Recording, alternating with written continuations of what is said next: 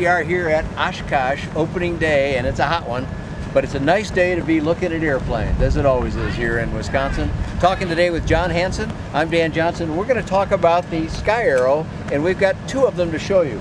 First, John, we're looking at one I feel like I've seen before here. This has been around before, has it not? Yes, this particular airplane. This is basically a model of the original 3i SkyArrow that was made by 3i, the original company that developed the SkyArrow back in the early 90s. Dr. Roman and his crew, right? Dr. Lowry. Lowry was. Dr. Okay, Lowry yeah, was, there you go. And they're this, the ones that created this whole thing, yes. And won, as I recall, Part 23 certification, this plane, and light sport, yes, and probably some European certifications as well. Oh, correct? yes. These are all of them meet the JAR VLA for the European things, meet the certification for the. This particular aircraft happens to be, this one right here, is a Part 23. This is what the this one here is. Okay. This is an airplane that was used in Italy and Europe for special work, surveillance work. You can see it's got a camera on the bottom. Oh no, we didn't look down there. Yes, it's got a camera on the bottom of it. Oh yeah, I see it down there. Okay. And you can see the registration is Italian. Yes, I noticed that right away. Yeah. The I numbers or whatever, however you want, I letters, I guess in this case. But Triple I, as everybody called it, because it was a long Italian name for Americans, it was a little challenging to say. They ran into some financial problems, I guess we'll call it, but they're not around anymore, right? Yes, what happened with that was that Dr. Lowry and his crew, Dr. Lowry was the godfather, the person that developed this thing. He was the money behind it and everything else, and he passed away. Ah, okay. And then the 3i company fell into monetary needs. Okay. Because of the fact of Dr. Lowry's passing, and I could go into it. Well, we don't need all that detail because we got some better news about this. So Triple I went away, and rest in peace, Dr. Lowry. But he did a great thing creating this baby. But then it sort of sat. We didn't have one for a while. So well, for 3 years, it was in bankruptcy. The courts of Italy. In their bankruptcy run completely different than here in the U.S. I'll tell you that right now, and I won't go into a long story about it. We don't need to know about that either, but anyway, it's now emerged from that thanks to a company, if I don't butcher the name, I believe it's Magnaghi. That's close. That's pretty close anyway. Huh? I'm told by my Italian advisor over here that that's pretty close, so we'll call it Magnaghi, at least for Americans that works. So anyway, a company that has a lot of other activity. They don't just build airplanes. In fact, building airplanes is fairly new, correct? Well, complete airplanes. They build a lot of parts for airplanes. Boeing aerospace stuff, right? And Airbus and everything. They build the landing gear. Pretty big company too, right? Big company, and an old company. This company dates back to 1936. Wow. Okay, so they get a little history with them, and thank goodness they decided to smile on light sport and this concept of the SkyArrow, which is an airplane I have enjoyed flying several times. Let's go look at one they've actually built. Can we do that? Yeah, we'll go there. But this is the old thing. That's the red. You could get it in any color you wanted as long as it's red and white. Now, kind of like Henry Ford. Any color you want as long as it's black. But, all right, but now we've got. I see different colors over here behind the camera. So now we'll go have over and look at the new one. All right. All right, now we've gotten to the new production from Magnaghi. And it's not red and white as you see. In fact, it's blue and white. I guess it's any color you want as long as it's blue now, huh? That is basically it. The colors for Magnaghi are blue. Well, what I'm looking at, and the camera will come in here and look for a second, but I see Dynon, Skyview, fill in the panel. We didn't see that in the past. I've always loved the way this is arranged. It's a very tidy, nice airplane. And so John Hansen sitting in it for us here. Tell us a little bit about what has changed now in going from old Triple I to new Magnaghi. Well, first thing is, even at Triple I we had some glass, but not everything's changed in the last 3 years. So we've gone now to the latest, the Skyview, synthetic vision. It's got a built-in transponder, and it's all-in-one. It's everything you need for light sport. Even better than your airliners you used to fly. Yes, oh yeah, it's better than, I never saw anything like this on the L1011. Big as that was with a bigger panel, but nonetheless you still got some analog gauges. Analog gauges. All these are replicated in the thing. These are just sort of backup. backups. These are And for guys like me that learned how to fly with round gauges, we still look with it. We love these, but sometimes we kind of go, oh, you know, once in a while I just like to look at an airspeed indicator. yeah. So instead of a tape or something like That's that. right. So that's what we've got. Any changes to the control mechanisms? I mean, No, it was always a right stick and the throttle over here. Everything is exactly the same as in your old SkyArrow, the original SkyArrow. Everything's the same. Heater controls.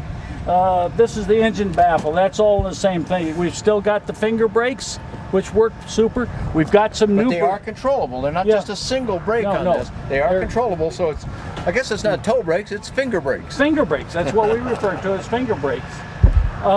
The panel looks less cluttered in this thing.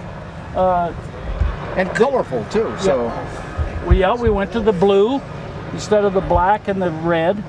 they've always executed very nicely. But you know, that's fine. It's nice to see an airplane built really well. But a pilot wants to go, well, how does it fly?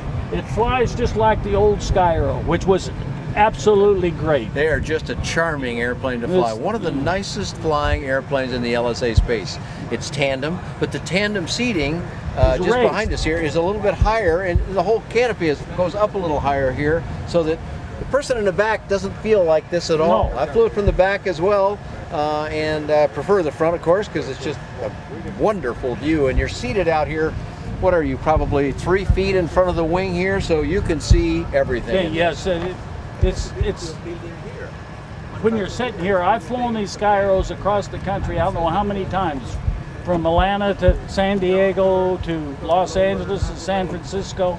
I've made deliveries in these things, and I can fly 12 hours, 14 hours in a day and get out and like just gone to the grocery store. Excellent. It's In the back seat, it looks like it's kind of like, well, okay, if you're going to go that distance, you got to carry some stuff. If you flew solo, you could put it in the back seat, but behind the back seat, we got some storage area. Yeah, we've got a full underneath the seat, and behind the seat we have capabilities of 66 pounds. 66 pounds after the seat. Yeah. So you just pull the seat cushion forward, and you can get at everything you need back there. Everything you need. Now there's another nice feature that I recall, and I want to ask you if it still exists, and that is when you have to have this stuff maintained, getting down underneath there, and especially in this airplane, but in almost any airplane, that's a challenge. There used to be a neat way to do repairs of this. Is that still possible? This still comes out. It's just that we don't have the knobs. We used to have the little bolts and what have you. They're just right underneath and here. You could just, and when you disconnect those things, which you don't have to do that all the time, of course. See, here's the forward, connections. It just lifts off. Yeah, back Look here at at the connections the back end of the panel, it's all just disconnect stuff. And then you can take this whole thing out, right? It just lifts up and goes out. Beautiful. So a lot of nice things to be said about it. One of the things that I really like about the jet in a training environment is the adjustability that's built into the airplane. Okay, talk about that. You're talking about for the occupants? For the occupants when you're flying. Pedals and so forth? Yeah, the front is still the full rudder pedals are fully adjustable. Right from the person that would stand yay high to the person that's you can get a 6'7" person in this plane, believe it or not. Well, and one other thing we have to mention while we're talking about the ability to adjust the controls is that this airplane has probably been the superstar of the Able Flight Organization, which is a fine organization that provides scholarships for people who are disabled in some way and who want to learn how to fly. And John Hansen and his crew, his sons and everybody associated with him, been very supportive of that. But there have been people in here that flew this without the ability to use their legs or various other challenges that they faced, and many of them have flown in SkyArrow, haven't they? Yes. This particular plane does not have, they did not have a handicap gizmo to put on. Yeah, you had a special handle it's situation. A handle that goes here. So if you had no use of your legs, you just did it all with your hand. This plane does not have it, but we, in our training thing, back in Marietta, we've got the one we've had. We just now finished up, Able Flight just finished up 6 students at Purdue in 6 weeks. Can you imagine? 6 students went to Purdue, brand new students, in 6 weeks. No prior flying time. No prior flying time. All 6 of them passed the thing. We had a deaf person. We had people that didn't have arms. That it's marvelous what they've didn't accomplished. have legs. It's a great thing, and so thank you to you, John Hansen, and his crew, and the SkyArrow for supporting that worthy cause. Well, at Purdue this year, the 6 people we finished up, we had 2 SkyArrows and my FK9. They flew almost constantly. Each aircraft accumulated just shy of 100 hours. Wow, excellent.